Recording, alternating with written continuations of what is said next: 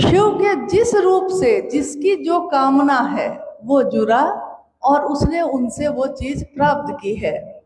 हमारे ऋषियों ने, साधुओं ने, तपस्वियों ने शिव के अनेक रूपों की साधना उपासना की। कुछ रूप बहुत प्रसिद्ध हुए, नीलकंठ, नटराज, उमा के पति, गृहस्थों के साकार आदर्श, एक ऐसे देवता, एक ऐसे महादेव जो गृहस्थ आश्रम के भी साकार आदर्श माने गए। भले हम सभी देवी देवताओं की पूजा करते हों, लेकिन जब हम अपने बच्चों को आशीर्वाद देते हैं वैवाहिक जीवन का, जब हम अपनी बेटी को, अपने बेटे को उसके विवाह पे आशीर्वाद देते हैं, तब हम कहते हैं कि उमा महेश्वर की जोड़ी बनी रहे, गौरी और शंकर की जोड़ी बनी रहे। क्योंकि गृहस्थों के भी साकार आदर्श तस्वीरों में भी जो दिखते हैं वो महादेव हैं, जिसमें शिव स्वयं बैठे हैं, माँ पार्वती उनके अर्ध स्वरूप में सामने बैठी हैं, उनके पुत्र शिव भाव में उनके दोनों तरफ बैठे हैं। सबकी सवारियां अलग अलग हैं। महादेव की सवारी बसहा बैल है, माँ भगवती की सवारी शेर है, उनके एक पुत्र की सवारी मूषक है, चूहा है, एक पुत्र की सवारी मोर है। जगत में, दुनिया में शेर बैल को खा जाता है, जगत में सांप चूहा को खा जाता है।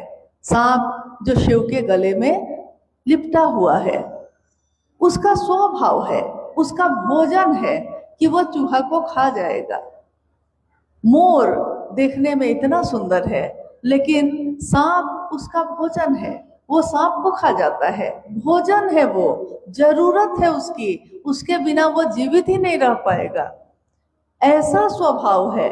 लेकिन शिव भाव की जो तस्वीर दिखती है हमको, चित्रित जो तस्वीर है, उससे भी जो हम सीखते हैं, उसमें हम लोगों ने देखा है कि महादेव के परिधि में, महादेव के घेरे में अगर विपरीत स्वभाव के लोग भी अगर उस परिधि में बैठ जाते हैं, जन्मजात एक दूसरे को खा जाने की प्रवृत्ति रखने वाले लोग भी अगर महादेव की परिधि में बैठ जाते हैं, तो महादेव का भाव सबको, विसंगतियों में भी संगति की स्थापना करता है।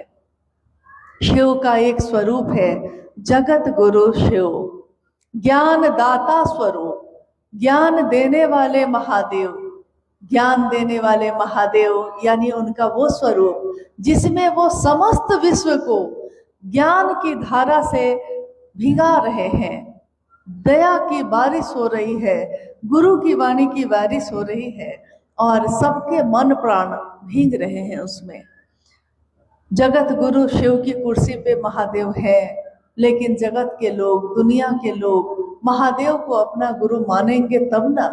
महादेव तो गुरु है, हम आप शिष्य ना बनेंगे तो महादेव की दया हमें उतरेगी कहाँ। गुरु तो है, शिष्य भाव होगा तब ना गुरु का भाव उसमें प्रवेश करेगा। पति है, सामने पत्नी होगी तब ना पति का भाव पत्नी भाव को प्रभावित करेगा। माँ है, पुत्र या पुत्री सामने होगा तब ना माँ का भाव पुत्र भाव से या पुत्री के भाव से मिलेगा। एक तरफ अगर गुरु का भाव है और दूसरे तरफ कोई उनका शिष्य नहीं, तो गुरु होकर भी वो दुनिया के लिए कोई लाभ नहीं, कोई फायदा नहीं। जगत गुरु शिव के इसी स्वरूप से साहब हरिंद्रानंद जी ने दुनिया के लोगों को अवगत कराया। उन्होंने एक आह्वान किया, एक संदेश दिया। ये संदेश उनके मन में जिस तरह से उतरा था, जिस तरह से ये घटा था, उसने उनके मन को समझा दिया था कि अगर यहाँ कोई गुरु सचमुच में है जो आज हमारे मन में फैले अंधेरे को दूर कर सकता है, तो महादेव के सिवा अब कोई नहीं। महादेव की शिष्यता, शिव की शिष्यता एकमात्र उपाय है, इसके सिवा अब कोई उपाय नहीं है। जब चारों तरफ विष ही विष हो, चारों तरफ जहर ही जहर फैला हो,